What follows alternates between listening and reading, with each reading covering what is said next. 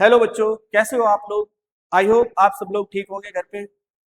बच्चों, आज हम लोग पढ़ने वाले हैं क्लास 12 केमिस्ट्री का एक बहुत ही इंपॉर्टेंट टॉपिक जिसका नाम है नस्ट इक्वेशन। तो वैसे तो आप लोग जानते हैं कि क्लास 12 केमिस्ट्री का जो पेपर है पिछले 2 साल से बहुत ज़्यादा टफ आ रहा है, लेकिन मैंने इसको बहुत ही आसान तरीके से पढ़ाने की कोशिश की है। अगर आप मेरे रेगुलर वीडियोस देखेंगे तो मैंने हर टॉपिक को बहुत ही सिंपल तरीके से समझाने की कोशिश की है।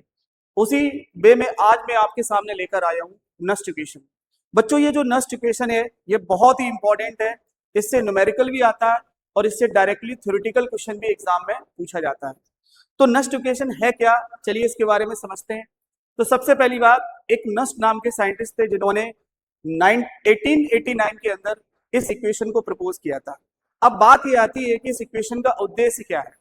तो किसी भी सेल का यदि आपको ईएमएफ बताना है, वो भी किसी भी कंसंट्रेशन पे, अगर हम किसी सेल का कंसंट्रेशन चेंज कर देते हैं तो उस सेल का ईएमएफ भी क्या होता है, चेंज हो जाता है। इसके अलावा अगर किसी सेल के अंदर एक इलेक्ट्रोड का पोटेंशियल भी आपको बताना है तो वो भी हम नस्ट इक्वेशन की हेल्प से कैलकुलेट कर सकते हैं। वैसे हम लोग जानते हैं कि किसी भी सेल का ईएमएफ निकालने के लिए हम लोग किस फॉर्मूले का यूज करते हैं। जैसे एक फॉर्मूला हम लोग यूज करते हैं, E naught cell equal to E naught cathode minus का ई नॉट एनोड। इस फॉर्मूले की हेल्प से आप किसी भी सेल का स्टैंडर्ड ईएमएफ कैलकुलेट कर सकते हैं। याद रखना, यहां पर जो वैल्यूज हम लोग यूज करेंगे, ये वैल्यूज ई नॉट कैथोड, मतलब कैथोड की जो वैल्यू यूज करेंगे वो हमेशा हम एसआरपी वैल्यू यूज करते हैं। इसी प्रकार से एनोड का जो इलेक्ट्रोड पोटेंशियल होगा वो भी हम एसआरपी के फॉर्म में भी यूज करेंगे। ओके, तो जब भी हम किसी सेल का स्टैंडर्ड ईएमएफ कैलकुलेट करते हैं तो हम इस फॉर्मूले का यूज करते हैं, E naught cell equal to E naught cathode minus E naught anode.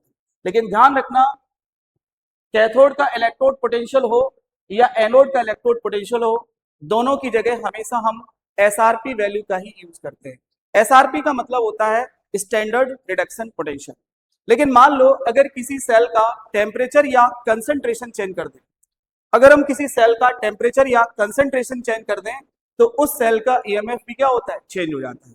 तो उस ईएमएफ को कैलकुलेट करने के लिए हम लोग किसका यूज करते हैं, नस्ट इक्वेशन का। तो चलिए हम लोग स्टार्ट करते हैं। सबसे पहली बात, नस्ट इक्वेशन को प्रपोज किसने किया। तो बच्चों, नस्ट इक्वेशन को प्रपोज किया था एक साइंटिस्ट जिसका नाम था Walther Hermann Nernst. Walther Hermann Nernst नाम के साइंटिस्ट ने इस इक्वेशन को प्रपोज किया था और इन्होंने इस इक्वेशन को प्रपोज किया था 1889 के अंदर।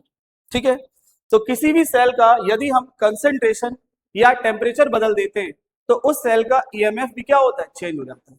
और उस बदले हुए ईएमएफ को हम कैसे कैलकुलेट कर सकते हैं बेटा, नस्ट इक्वेशन की हेल्प से चेंज कैलकुलेट कर सकते हैं। चलिए तो स्टार्ट करते हैं। नस्ट इक्वेशन का जो बेसिक फॉर्म है, देखिए ध्यान से, नस्ट इक्वेशन का बेसिक फॉर्म इस प्रकार से होता है, ई सेल, या इस तरीके से लिख सकते हैं इसको, इलेक्ट्रोड पोटेंशियल किसी एक इलेक्ट्रोड का लिखना हो, equal to E naught minus का R T upon N F natural log Q. ये हमारे पास नस्ट इक्वेशन होती है। नस्ट इक्वेशन का एक बेसिक फॉर्मूला होता है। अब इसमें याद रखना है, ये ई का मतलब होता है normal electrode potential. Normal electrode potential, किसी एक इलेक्ट्रोड का पोटेंशियल हम ई लिखेंगे। और ई नॉट का मतलब होता है standard electrode potential. Standard electrode potential, okay. अब यहां पर एन का मतलब होता है नंबर ऑफ इलेक्ट्रॉन्स, यानी कि किसी भी रिएक्शन में कितने इलेक्ट्रॉन्स इन्वॉल्व होते हैं वो हम एन की जगह लिखते हैं। ठीक है, एफ का मतलब यहां पर होता है फैराडेज कांस्टेंट, ये भी मैं आगे बताऊंगा आपको। आर का मतलब होता है यूनिवर्सल गैस कांस्टेंट और टी का मतलब होता है टेम्परेचर। अब यहाँ पे जो क्यू होता है, इस क्यू का मतलब होता है बेटा रिएक्शन कोशेंट। क्यू का मतलब क्या होता है, यहाँ पर रिएक्शन कोशेंट होता है। क्यू को हम लोग बेटा यहाँ पर रिएक्शन कोशेंट बोलते हैं, रिएक्शन कोशेंट। ठीक है, अब ये जो रिएक्शन कोशेंट होता है इसको थोड़ा समझ लेते हैं। रिएक्शन कोशेंट इक्वल टू होता है हमेशा concentration of product upon concentration of reactant, concentration of product upon concentration of reactant.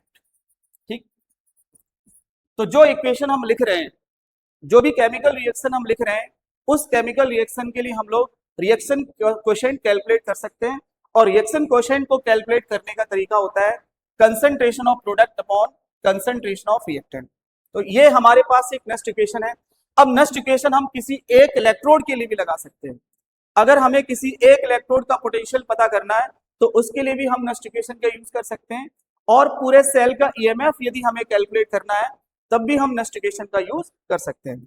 चलिए थोड़ा सा देख लेते हैं आगे, एक इलेक्ट्रोड के लिए नेक्स्ट इक्वेशन को किस तरीके से हम यूज करते हैं। देखिए, फॉर सिंगल इलेक्ट्रोड, इसको मैं हटा ही देता हूं,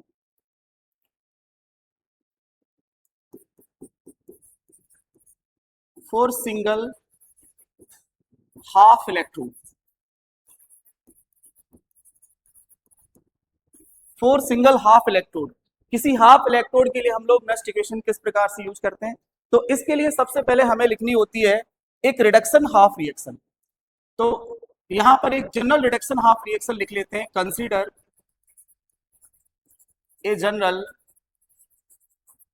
reduction half reaction, reduction half reaction.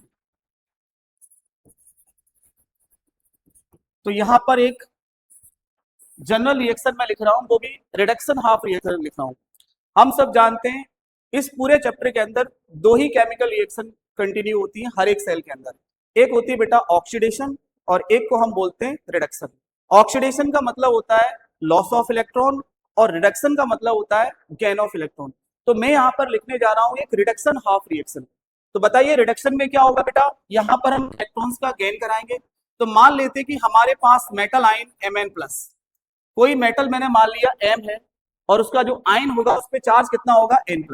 इसकी स्टेट क्या होती है बेटा, एक्वस, और ये N इलेक्ट्रॉन गेन करता है और ये किस में कन्वर्ट हो जाता है बेटा, मेटल सॉलिड, मेटल सॉलिड के अंदर कन्वर्ट हो जाता है।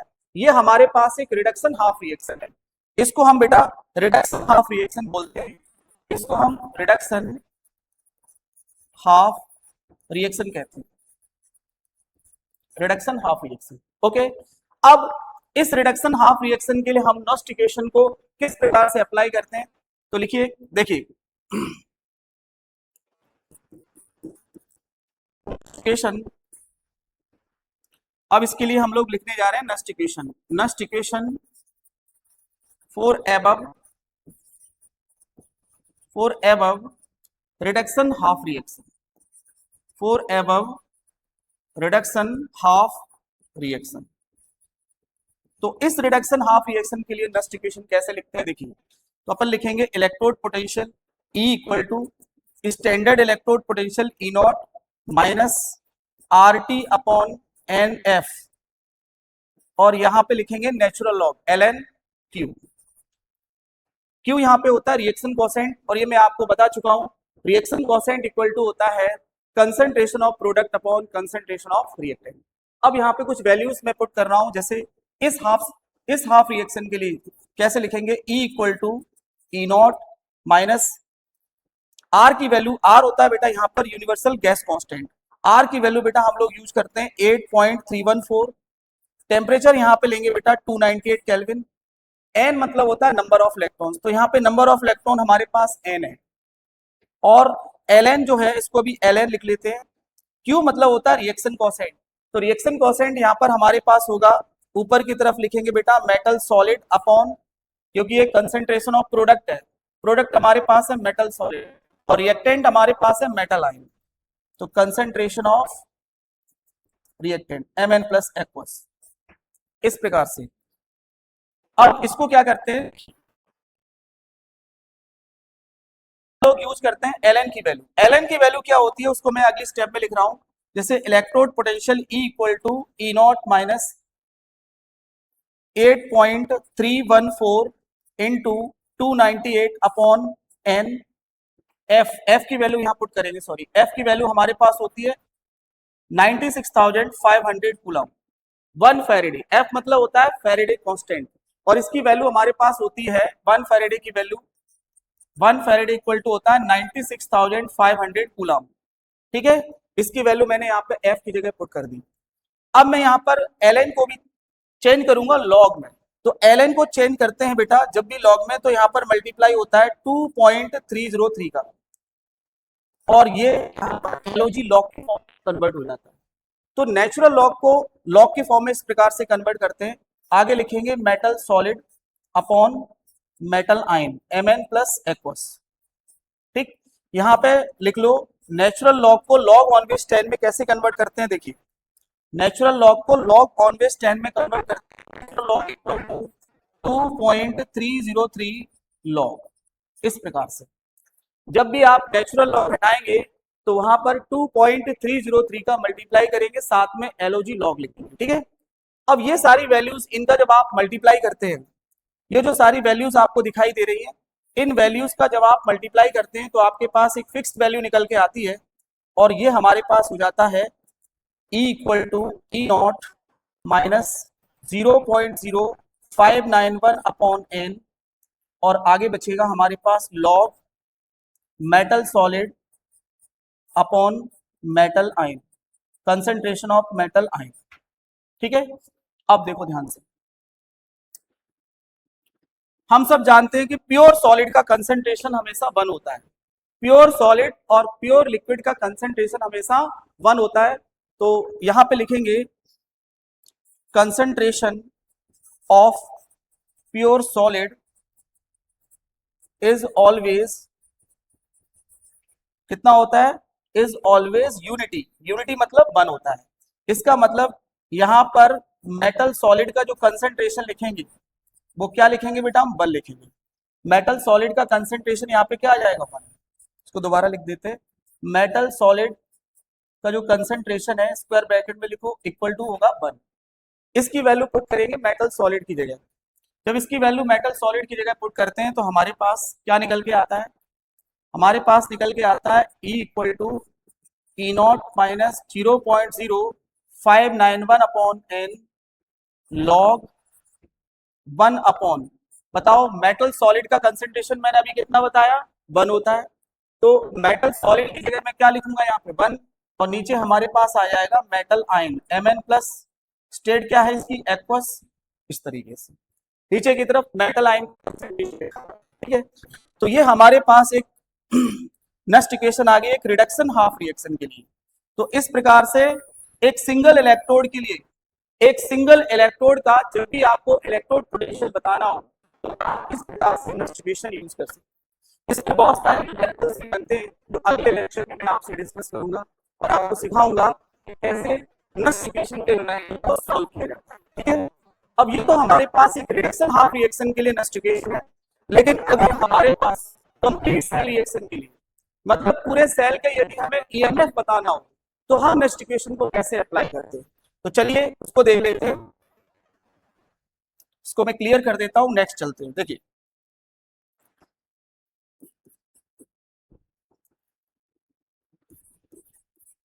फॉर ए कंप्लीट सेल, एक कंप्लीट सेल के लिए हम नेक्स्ट इक्वेशन कैसे अप्लाई करते हैं देखते हैं यहां पर। तो सबसे पहली बात मान लेते हैं कि हमारे पास एक कंप्लीट सेल रिएक्शन है। Consider a general cell reaction. मैंने यहां पर एक जनरल सेल रिएक्शन कंसीडर कर लिया, मान लिए।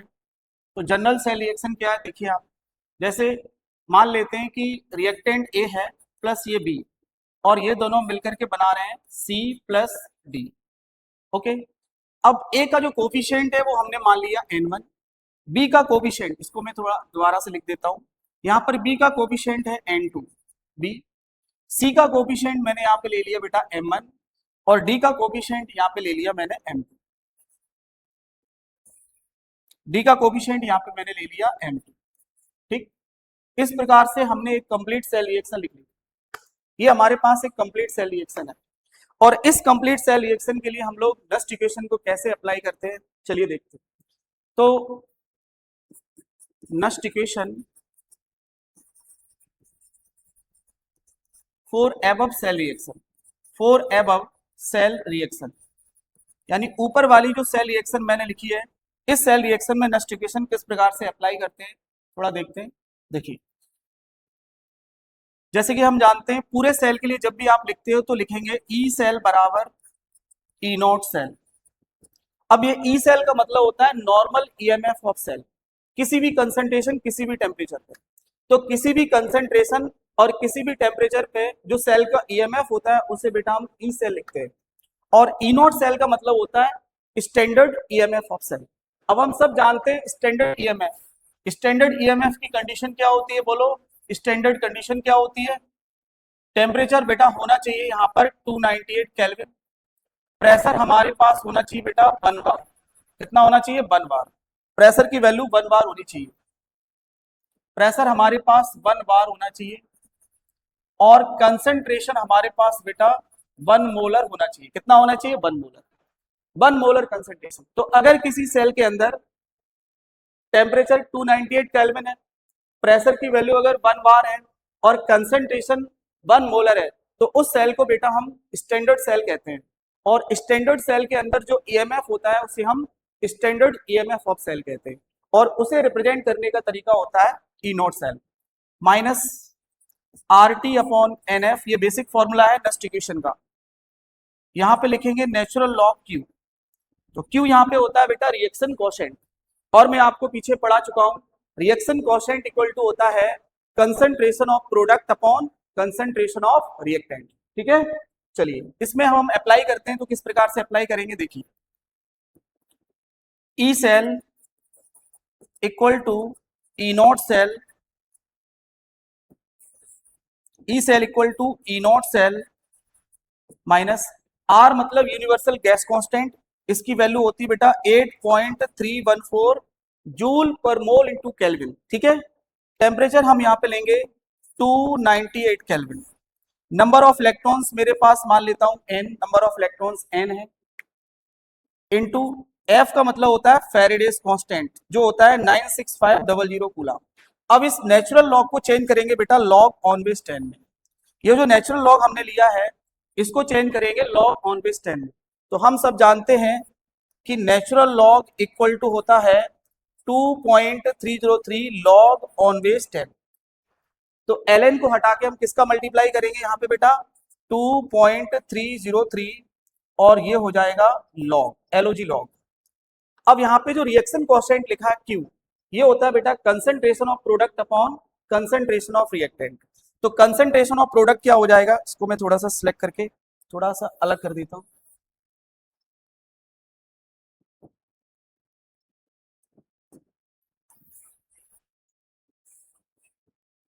चलिए देखिए, ln को हटा के मैंने लिख दिया 2.303 लॉग। अब जो Q है इसको हटाएंगे तो हम लिखेंगे concentration of product upon concentration of reactant. तो कंसंट्रेशन ऑफ प्रोडक्ट हमारे पास होगा जैसे स्क्वायर ब्रैकेट, कंसंट्रेशन के लिए हमेशा हम क्या यूज करते हैं बेटा स्क्वायर ब्रैकेट।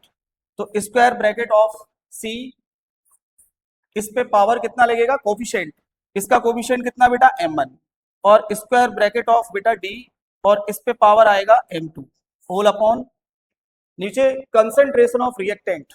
तो लिखेंगे स्क्वायर ब्रैकेट ऑफ A और इस पे पावर आएगा n1 और स्क्वायर ब्रैकेट ऑफ B, इस पे पावर आएगा n2। ये हमारे पास आ जाती है नेक्स्ट इक्वेशन एक कंप्लीट सेल रिएक्शन के लिए। ठीक है, कंप्लीट सेल रिएक्शन के लिए। अब ये जो वैल्यूज मैंने पुट की हैं, इन वैल्यूज को जब आप कैलकुलेट करते हैं ये सारी वैल्यूज, इन सारी वैल्यूज को कैलकुलेट करने के बाद हमारे पास फाइनल जो नेक्स्ट इक्वेशन बनती है वो है E cell equal to E naught cell minus 0.0591 upon n log concentration of product upon concentration of reactant. तो लिखेंगे कंसंट्रेशन ऑफ C पे power m1, concentration of D पे power m2 full upon concentration of A पे power n1 और concentration of B पे power n2। ये हमारे पास फाइनल इक्वेशन बन जाती है। चलिए, तो इस प्रकार से हमारे पास एक फाइनल इक्वेशन बन जाती है। इस पे पावर थोड़ा सा मैं ठीक कर देता हूं, ये हो जाएगा कंसंट्रेशन ऑफ A पे पावर n1। ओके, तो किसी भी सेल का यदि हमें ईएमएफ कैलकुलेट करना हो, अगर हम उस सेल का कंसंट्रेशन चेंज कर दें या टेम्परेचर चेंज कर दें, तो उस सेल के ईएमएफ को कैलकुलेट करने के लिए बेटा हम इस नेक्स्ट इक्वेशन का यूज करते हैं। तो नस्ट इक्वेशन एक सिंगल इलेक्ट्रोड के लिए भी यूज कर सकते हैं। एक इलेक्ट्रोड का पोटेंशियल यदि आपको पता करना है तो उसके लिए हम नस्ट इक्वेशन अप्लाई कर सकते हैं।